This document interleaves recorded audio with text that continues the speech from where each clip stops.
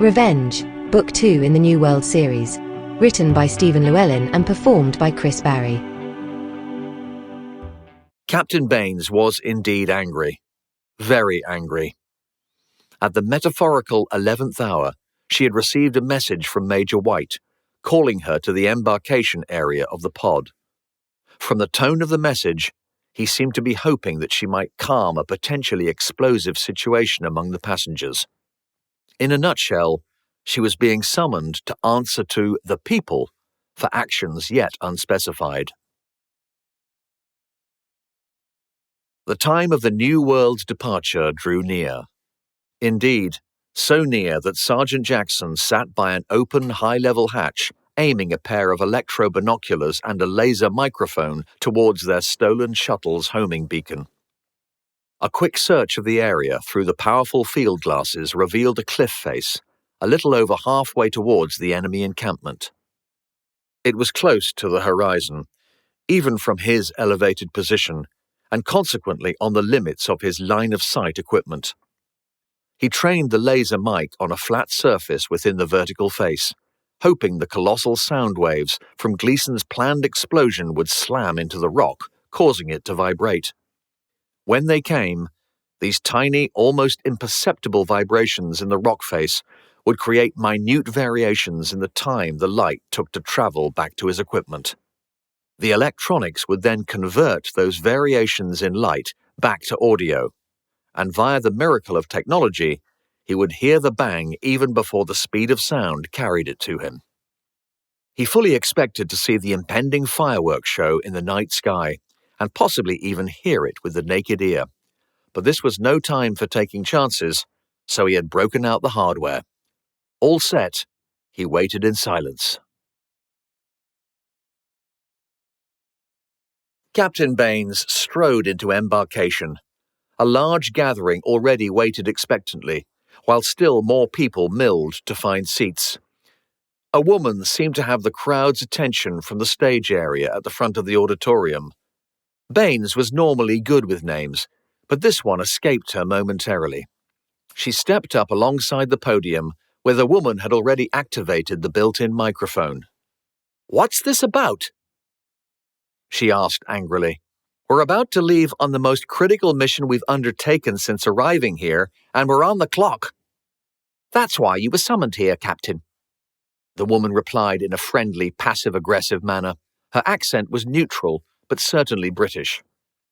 Baines bridled at the word summoned, taking an instant dislike to the summoner. She racked her brains.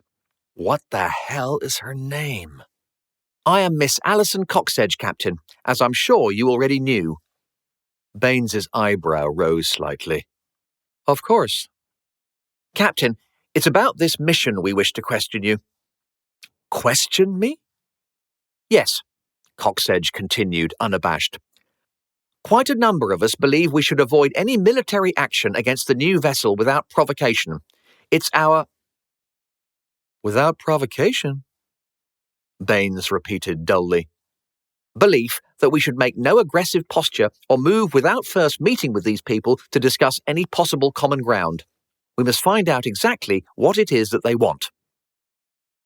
Baines could not believe her ears. "Did you miss the bit about the terrorist bomb that blew us 100 million years into the past?" "The actual facts of that situation are yet to be fully explored, Captain." "Our people have been murdered. One in that very explosion. Our captain has been taken hostage and undergone God knows what sort of treatment."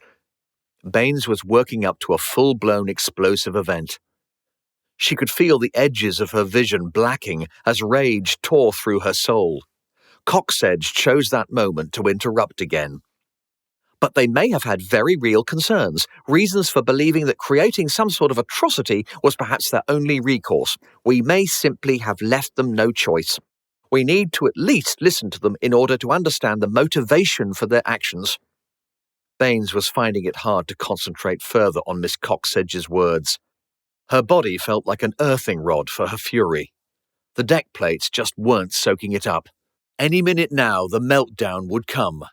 A memory of the young, recently deceased Mario Bacchini smiling and sharing a joke with his equally charming brother, Giorgio, flashed through her mind, providing the final ignition.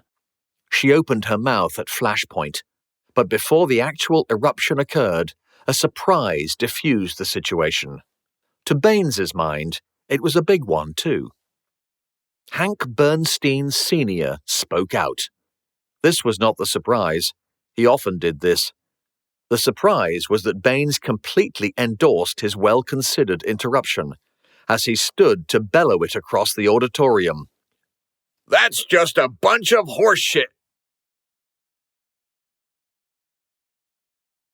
"So, despite everything, you're still the enemy?"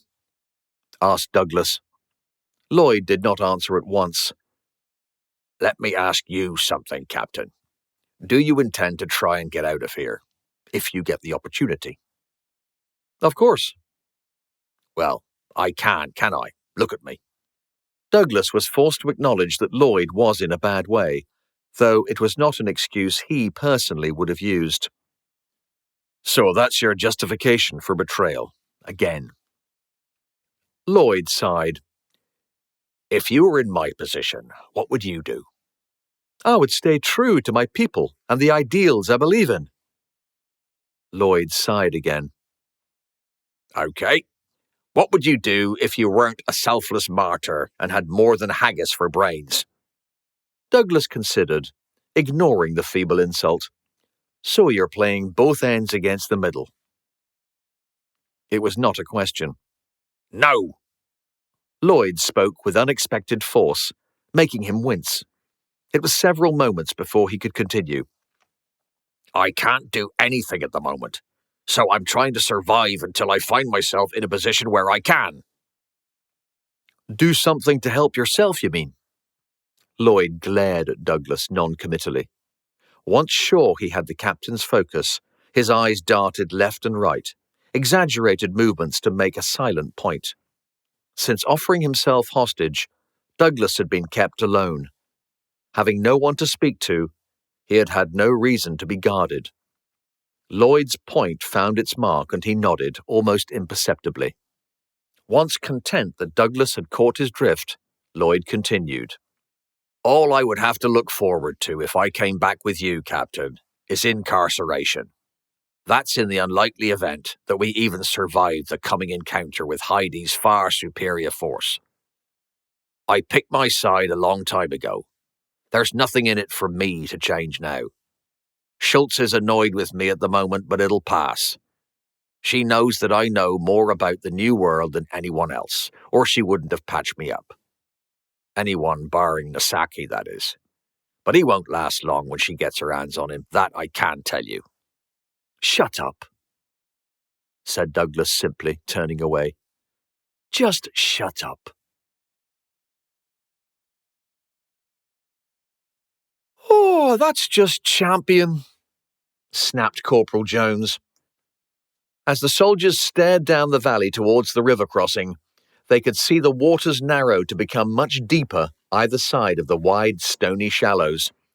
The inspiration for Jones's comment came from the sails.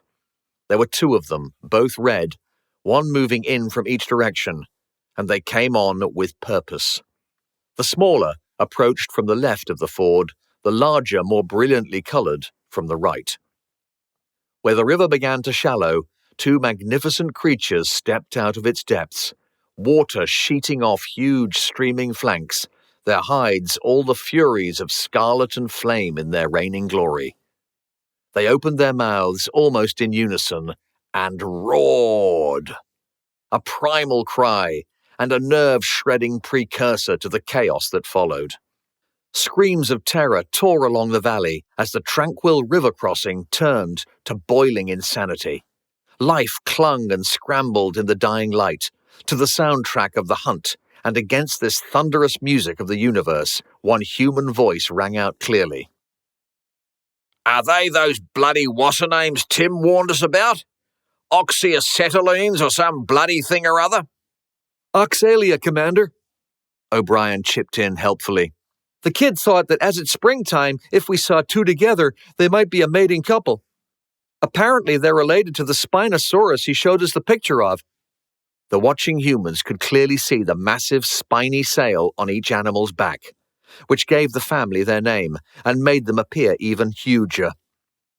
The larger of the pair, with the more brilliant sail, could have easily weighed in at 7 or 8 tons. They guessed it to be the male. With a head almost 1.5 meters in length, jaws fully loaded with crocodilian teeth and powerfully clawed hands, Gleeson thought it wise to take stock for a moment before moving on. "Great," he said. "So, not only have we stumbled across 2 enormous carnivorous dinosaurs, but we've also broken up their little tete-a-tete. Look, I'm trying to blank this vision from my mind already, but do you guys think we may have interrupted a little moment here?" O'Brien looked horrified. "If he's looking to buy her dinner, better hope it's not us," Davis commented. Gleeson shook his head. "No worries, mate. I'm way too delicate for her palate." "So, what are your orders, Commander?" asked Jones. Gleeson grinned. "Follow me, fellas." With that, he set off. "Fellas?" O'Brien queried, nonplussed. Davis's face twisted into a half-smile. "After you, Corp." They set off after the Australian, who appeared to be heading straight for the centre of the herd, now skittering, slipping and leaping all through the shallows. The 1,000-strong Maya Douglas Salvator brayed in fear, anger and pain as they trampled one another. The 2 giants closed steadily. With such an abundance of prey, they had no need to rush. Simply standing among the herd made catching dinner about as difficult as reaching for water in the middle of an ankle-deep puddle. No ambush was necessary. The satellite had spotted but one Oxalia earlier, much further upstream. Assuming one of these was that animal, it had clearly moved during the last several hours. On the face of it, this was terribly bad luck, but the commander was determined to turn it to his advantage. He picked a line and went for it, slipping between the terrified herbivores as they scattered in all directions, their only bearing away. Many hundreds had crossed the river already, and Gleeson hoped to catch up with the vanguard and continue his run on the battleship. Their short-range comm crackled in his ear. "This was your whole plan? Charge?" The voice was American-accented, female and irate. "Don't worry, O'Brien. Just keep it moving. All of you, keep moving. And watch out for the stones in the river. They're a nightmare." "The stones?" O'Brien muttered in disbelief as dinosaurs filled her entire world. "Yeah, we better watch out for those." Gleeson laughed. He felt more alive than at any time since boarding the New World at Canaveral weeks ago. "Just another croc in the bush, mate. Never let 'em get you down. And keep chasing the roos. They're running all over the bloody place." Captain Meritus posted a perimeter guard around the small ring-fenced compound. Within it nestled his complement of 4 tracked and armoured vehicles, 2 remaining orbital attack ships, and, of course, the New World's stolen shuttle. The Last Word carried 3 small fighting ships, but they had lost contact with the third almost 3 hours ago. Meritus grew more concerned with each passing minute. Schultz had told him to stop worrying, with her usual acerbic bluster, suggesting they were simply searching for the tiny satellite on the opposite side of the planet. He knew she had a point. They were searching for a needle in a field of hay, but he could not shake the feeling that something was wrong. As a military man, he knew better than to simply ignore those instincts. The New World satellite was no longer transmitting, making it even more difficult to find. But until they got their own orbital communication systems in place, there was simply no way to know what was happening. "Even so," he mused. "To hell with Schultz." Making up his mind, he opened a comm channel to one of his pilots. Within a few short minutes, a second attack craft was scrambled and away, off into the rapidly deepening twilight. Meritus watched moodily as the little vessel fired its afterburners to gain altitude, rapidly leaving them behind. The first stars were already twinkling in the evening sky, but before the ship even left his sight, Schultz appeared at his elbow. He could feel her, almost vibrating with annoyance. "Why have we launched another ship?" she demanded peremptorily. "To find the one we've lost. We've been scanning for 2 hours now. I want answers." "I want those ships back right away." He eyed her coolly. "So do I. That's why I sent the second." The small craft had now vanished from sight and hearing. Schultz turned to face him directly. "I need those ships this evening for our attack on the New World, Captain. We must show the enemy what they face if we are to get them to surrender without a struggle. I don't want my prize damaged in a firefight. Do you understand?" "I do understand your plan, Doctor, believe it or not. But one of my ships is lost out there, and I want to know what has happened to her before committing to anything else." Schultz stiffened. "The first ship would still be hunting for the satellite, Captain, obeying my orders. We know it stopped transmitting suddenly, and as a consequence of that, will take time to find. I put it to you that the 2 men aboard that first ship understand the importance of finding it and not disappointing me. That is why they have not yet returned." They glared at one another in a charged silence. Schultz broke it. "1 hour, Captain. If they have not made contact in that time, recall the second vessel. We embark at 2100 hours as planned." Meritus was nominally in command of the expedition, but Schultz was the granddaughter of its architect. It pained him, but he clicked his heels and nodded in acquiescent salute. The small fighting ship powered steeply towards space, leaving a swell of engine noise rolling and rebounding across the valley. The noise ripped the ancient night, gradually fading, but rather than leaving silence in its wake, there was something else. The guards on the ground outside the battleship began to perceive, rather than hear, a rumble from the surrounding forest. As it grew louder, it was augmented by other sounds. At first, those ancillary noises were unclear, but as they drew closer, individual cries and squeals could be heard. In the fading dusk, the patrols almost subconsciously started bunching together.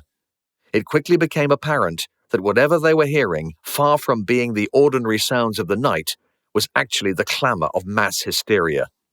And it was headed in their direction. Time froze for the Nazi troopers as a slow-motion hellscape unfolded before them. Shocked out of their wits, many were steamrolled by the first wave as life, at the visceral edge of panic, burst from the forest. The few survivors, left dazed in the wake of the initial onslaught, soon found themselves in the uniquely unenviable position of being able to see what happened next. Stunned and confused, whatever clarity they had left shattered immediately when the mated pair of giants smashed their way into the clearing, roaring slaughter. The male Oxalea stepped off a low bank right onto the wing of the remaining attack craft. A triumph of engineering. The wing's rigid structures were proof against the colossal aerobatic stresses of atmospheric combat, and consequently resisted the creature's weight steadfastly, until the landing gear gave way. Surprised and adrenaline-crazed, the animal roared, furiously tearing into the little ship's flanks to retain his balance as the craft capsized and slammed to the ground. The shifting weight and point-load impacts, coupled with the assault as the creature unleashed its rage upon the machine, finally proved too much. The starboard wing failed, fatally, damaging the fuselage and leaving the whole vehicle just so many billions of dollars of scrap and spare parts.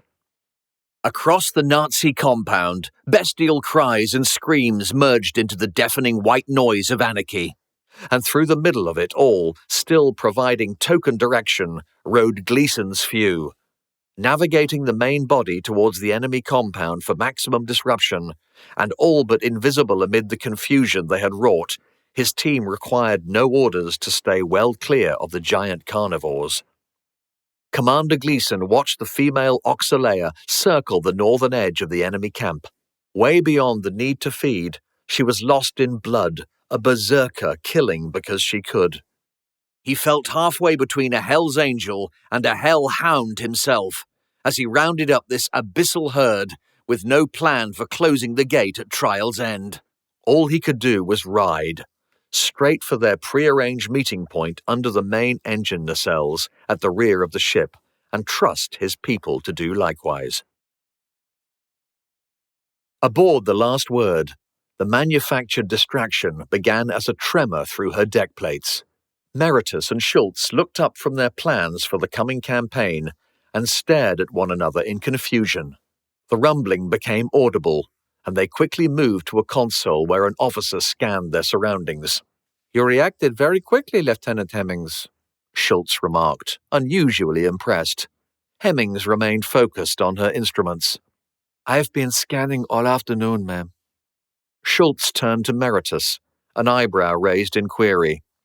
"I don't share your confidence in our safety here, Doctor."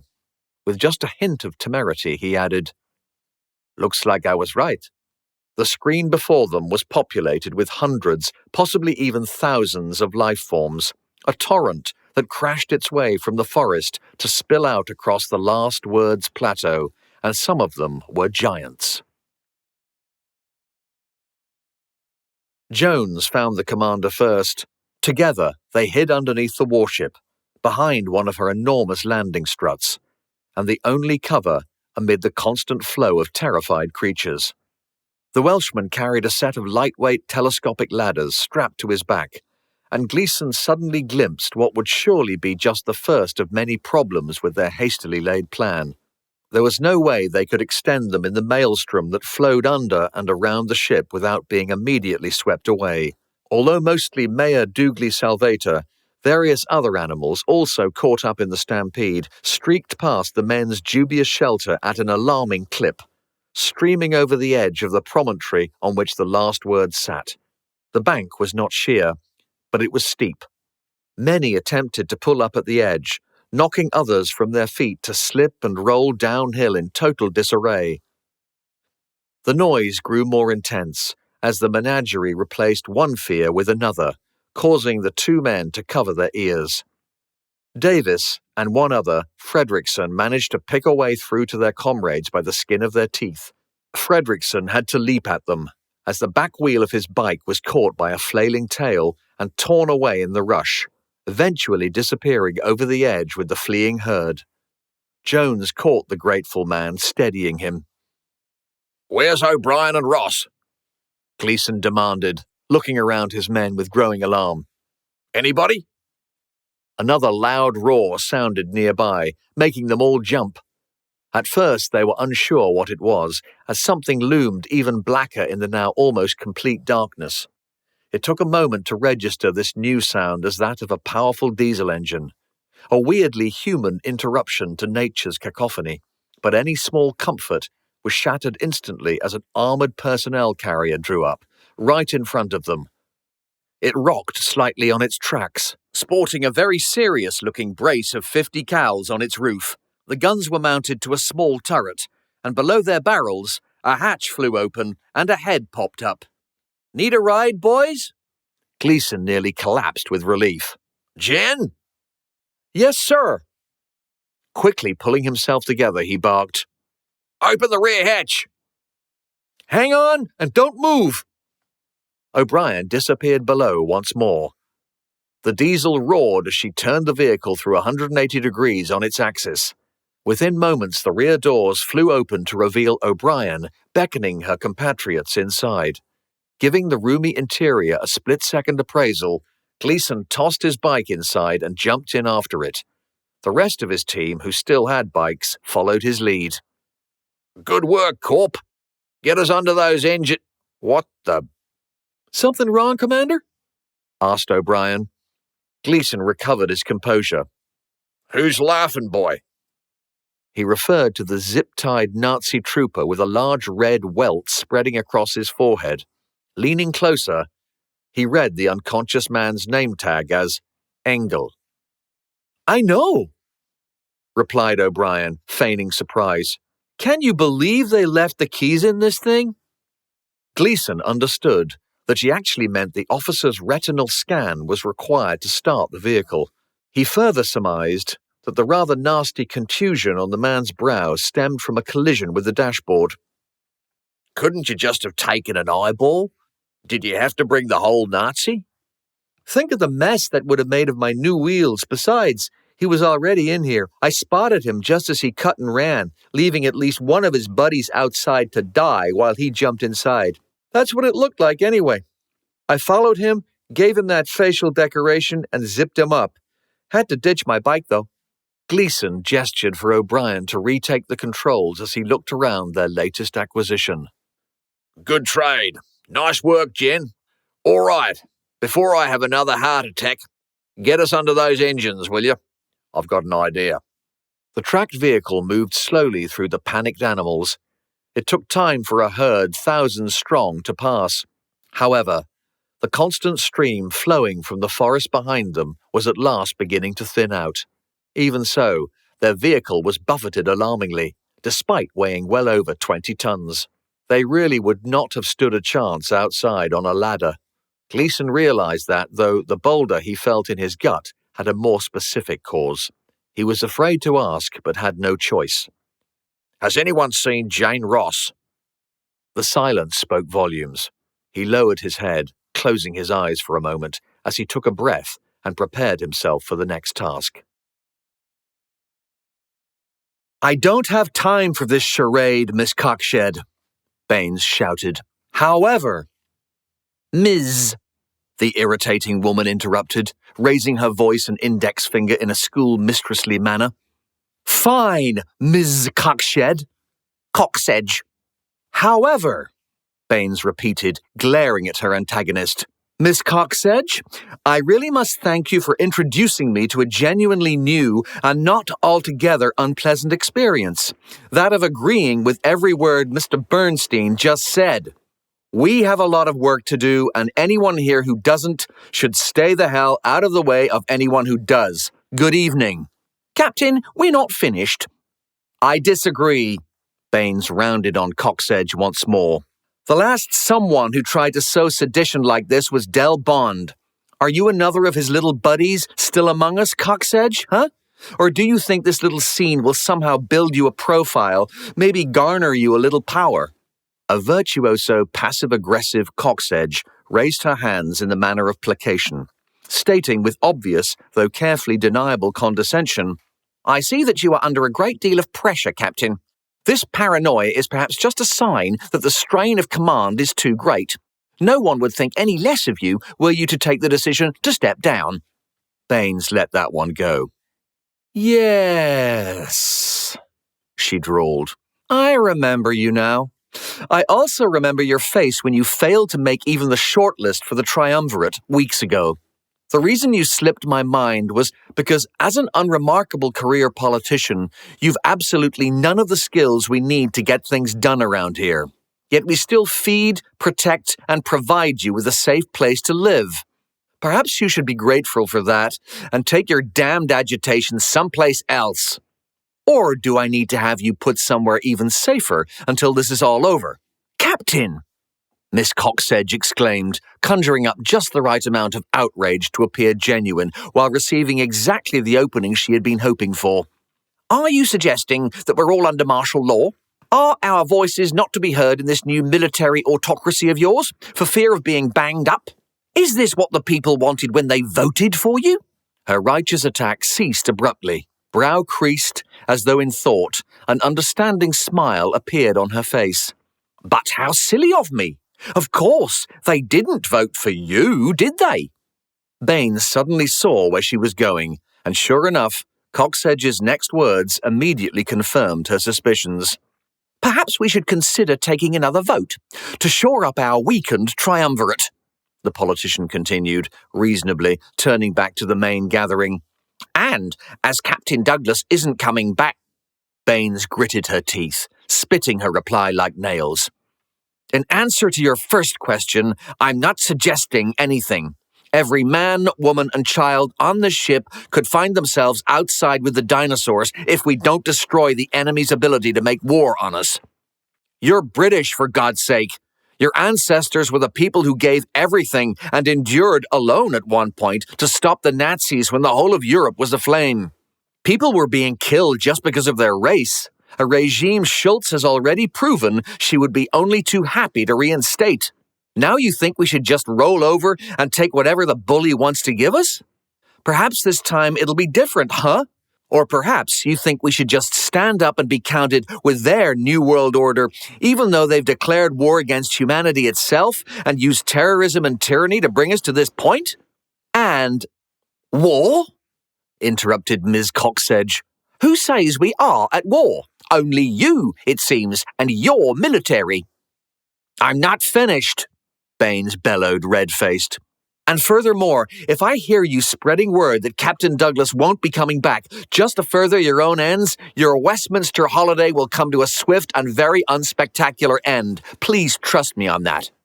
Coxsedge appeared shocked. Are you threatening me, Captain?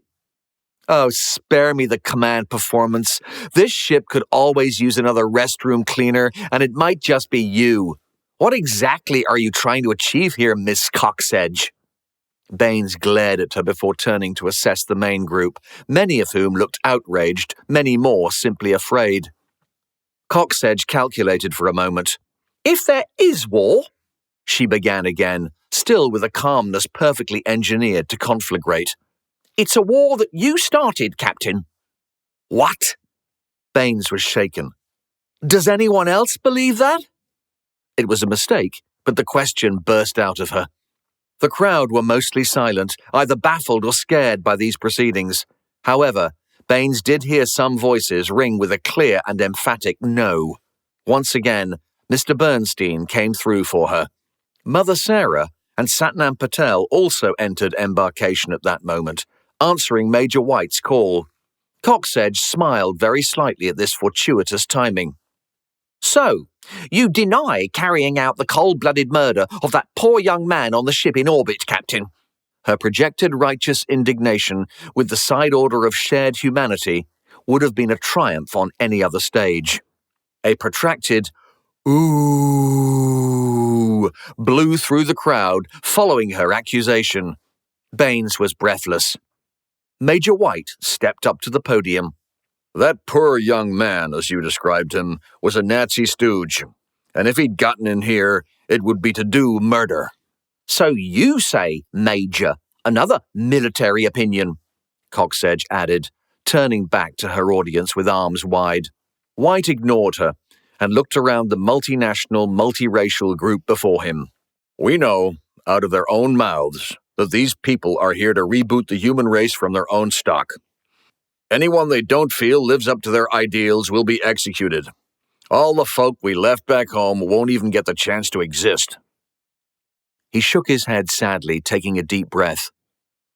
There's a lot of good people in here that I don't want to see come to harm. Even if it costs my life to defend you, I will. Several people applauded, their numbers growing as they stood, nodding demonstratively. Mother Sarah spoke loudly so that all could hear.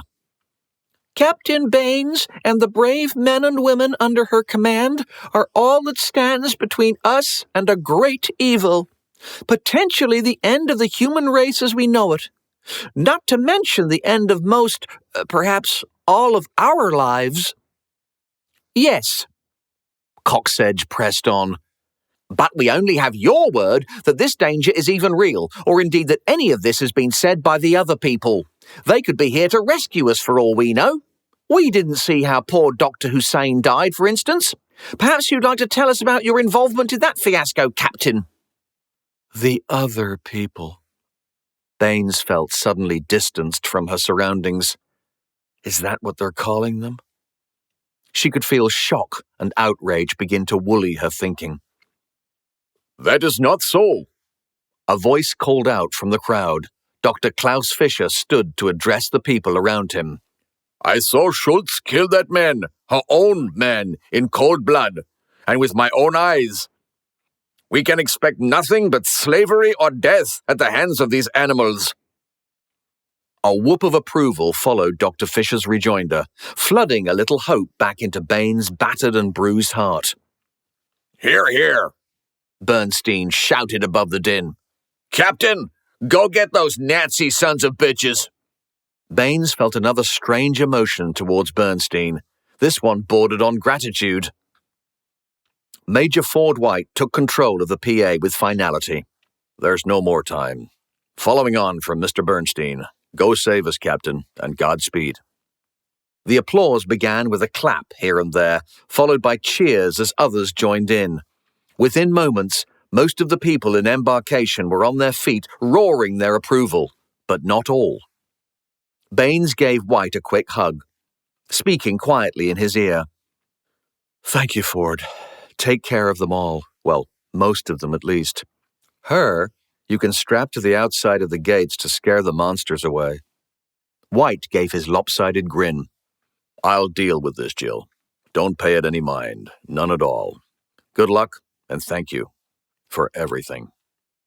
He squeezed her hand gently in a double grip. As she left, Baines heard Coxedge speak again. "Perhaps this is not the right moment, but I must speak out. I believe in the peace process, and tolerance most of all.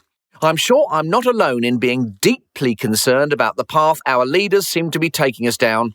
I suggest that we should consider a re-election as soon as possible, and furthermore—" The door closed, cutting her off. Baines left it all behind, wandering as if in a dream. At the time she most needed to hone her determination to a lethal edge, she felt shattered and heartsick, her soul in darkness. Inner thoughts running scared, she searched desperately for a reason why anyone would want to crush the spirits of those about to do battle for everyone's lives, indeed for everything. What could they hope to gain if all was destroyed? Could anyone be that short-sighted? It must be deliberate. Or maybe they just don't care which side wins as long as they float to the top in the aftermath. She muttered to herself, "Our plumbing must really be broken if we can't flush a turd like Coxedge. That must mean I'm failing. Me. Some of the people in there believed her, or might by the time she's done confusing them. I sensed it." Baines had believed herself at her lowest ebb when they lost James Douglas. Now she was not so sure. The ship-wide alarm sounded, making her jump. Nerves jangling, she fell against the bulkhead, panting like a trapped heart, desperately trying to pull herself together. The alarm surely signified that the Sarge had his sign from Commander Gleason's team. This was it. Revenge, Book 2 in the New World series. Written by Stephen Llewelyn and performed by Chris Barrie. New installments are uploaded weekly. Don't forget to subscribe. And if you enjoyed this episode, please leave a like or comment. Visit the link in the description for free New World companion stories, available for download as ebooks.